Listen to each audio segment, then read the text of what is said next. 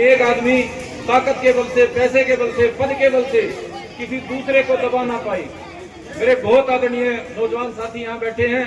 आज समाज में जिस तरह का शोषण है, आर्थिक और सामाजिक रूप से जो गैर बराबरी, आपको जान के हैरानी होगी कि देश की लगभग 65% जो संपदा है, देश की 65% जो धन संपत्ति है, वो सिर्फ 100 लोगों के पास है। हिंदुस्तान के 100 आदमी देश की 65% संपत्ति पर कब्जा करे बैठे हैं, और जो 150 करोड़ का हमारा देश बच गया वो सिर्फ तीसरे हिस्से में बैठा है। इससे ज्यादा गैर बराबरी कोई नहीं हो सकती। इससे ज्यादा गैर बराबरी का मतलब है कि उन 100 लोगों के पास बची हुई सारी संपत्ति आ जाए और बाकी देश जैसे अंग्रेजों का गुलाम था वैसे 100 धन्ना सेठों का गुलाम हो जाए। और ये बीमारी, ये बुराई अगर नहीं रोकी गई, इसके खिलाफ यदि समाज अपनी जिम्मेदारी उठा के संघर्ष के लिए नहीं खड़ा हुआ, तो अगले 20 से 30 साल में जो बची हुई 1/3 देश की संसाधन है, संपत्ति है, वो भी उन 100 से 150, 200 लोगों के पास चली जाएगी।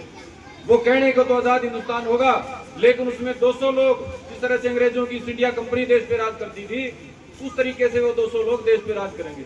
और हमारी चूंकि समाज दिखाने के लिए बहुत सारी समस्याएं बताता है, कोई जाति के नाम पे, कोई मजहब के नाम पे, इसके अलावा जितनी भी समस्याएं आपको बताई जाती हैं, इस आर्थिक गैर बराबरी को छोड़ के, आर्थिक लूट को छोड़ के जो भी समस्याएं दिखाई जाती हैं, वो सिर्फ उन पूंजीपतियों का ढकोसला होता है। वो हमारे को सिर्फ बरगलाने का, हमारे को बहकाने का, आपस में लड़ाने का, हमारी ताकत खराब करने का एजेंडा मात्र होता है। ये जाति के नाम पे जितने झगड़े करवाए जाते हैं, मजहब के नाम पे जितना जहर डाला जाता है, सिर्फ इसलिए डाला जाता है कि वो 100-200 लोगों की जो लूट है, उस लूट की ओर किसी का ध्यान ना जाए। इसलिए नए नए मुद्दे पैदा करे जाते हैं। और इस सोशल मीडिया के युग में तो मुद्दों का घाटा नहीं है। छोटी से छोटी बात को बड़ा कैसे बनाया जाता है, आप सब उसके अच्छे से गवाह हैं। छोटी से छोटी बात हो जाती है, देश में तनातनी हो जाती है, झगड़े में उसकी फसाद की नौबत आ जाती है, 2 ग्रुप बन जाते हैं, आखिर में नतीजा कुछ नहीं होता। 10-15 दिन गाली गलौज करके बात खत्म हो जाती है। बुजुर्गों, सम्मानित साथियों, आप उस पीढ़ी से हैं जिसके पास बुजुर्गों के संस्कार भी हैं, और आपके पास ये नौजवान पीढ़ी के रूप में ऐसे योद्धा हैं जिनके पास नई तकनीक का, नए जमाने का ज्ञान भी।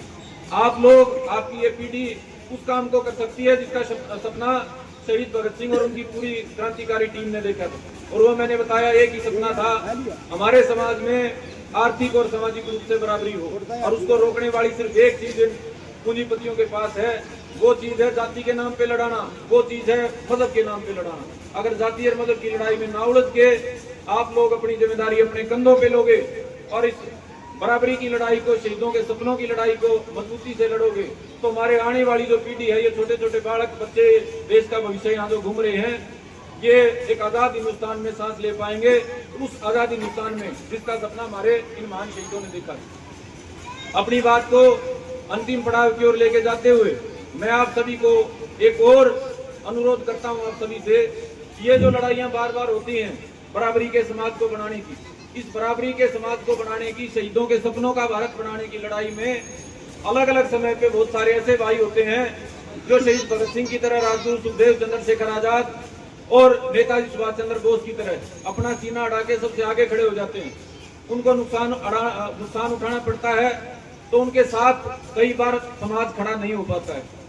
जब नुकसान उठाने वाले के साथ समाज खड़ा नहीं होता है, तो न सिर्फ नुकसान उठाने वाले के हौसले टूटते हैं, बल्कि आगे कोई नौजवान लड़ने की सोचता है, आगे कोई नौजवान भगत सिंह की तरह जीवन कुर्बान करने की सोचता है, उसके हौसले भी कमजोर पड़ते हैं। आज हमारे बीच में हमारे कुछ ऐसे भाई पहुंचे हैं जिन्होंने अलग अलग मौकों पे समाज की लड़ाई में ज्यादा से ज्यादा नुकसान उठाने का काम करा है। हमारे भाई एक ऐसे योद्धा भाई हैं, नरेश नैन, कुंडरी के पास नैना गांव से हैं, जिन्होंने सरकार के खिलाफ एक आंदोलन में अपने माथे पे गोली खाने की हिम्मत दिखाई थी। उस नुकसान में आज इनकी एक आंख खराब हो चुकी है, ये अपना पूरा जीवन ये मानो खराब कर चुके हैं, लेकिन उसके बाद भी समाज की लड़ाई में आज भी मुस्तैद है। मैं अनुरोध करूंगा हमारे भाई नरेश स्टेज पे आए।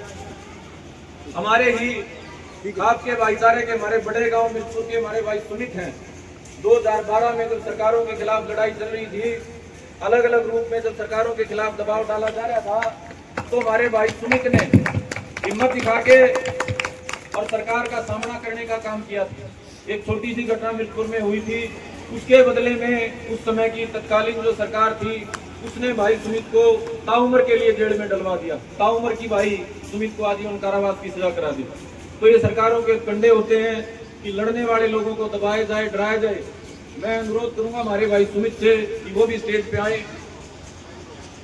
और उसी प्रकार से हमारे एक योद्धा भाई है पवन और सोना सोनीपत के गांव धनाना से हैं। ये भी 2016 में जो संघर्ष हुआ उस संघर्ष में इन्होंने अपना जीवन समाज के लिए दांव पे लगा दिया और वो भी आजीवन कारावास की सजा भुगत रहे। तो भाई पवन के परिवार से हमारे भाई बिल्लू और हमारे भाई अमन पहुंचे हैं। आप सारे भाई, हमारे भाई मनदीप भी आए, भाई प्रदीप भी आए और एक बार हमारे संगतपुरा की ढांडा खेड़ी की हमारी कोच की हमारी जो गणतांत्रिक परिवार की टीम है वो भी इन बेटों को अपना आशीर्वाद देने के लिए आए।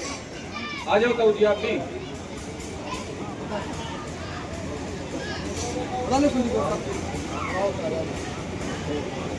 जो हमारे गणतांत्रिक परिवार की टीम है जी, गांव के साथ एक एक दो आदमी स्टेज पे आए ताकि अपने इन बेटों का हौसला बढ़ाने का काम हो सके।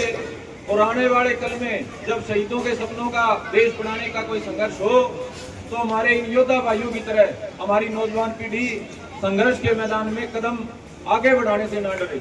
उसके दिल में ये हो कि हमारे पीछे हमारे बुजुर्गों की फौज खड़ी है, हमारे योद्धा समाज पूरा का पूरा खड़ा है, उनका हौसला मजबूत होगा तो निसंदेह हम भगत सिंह, राजगुरु सुखदेव के सपनों का भारत बना पाएंगे।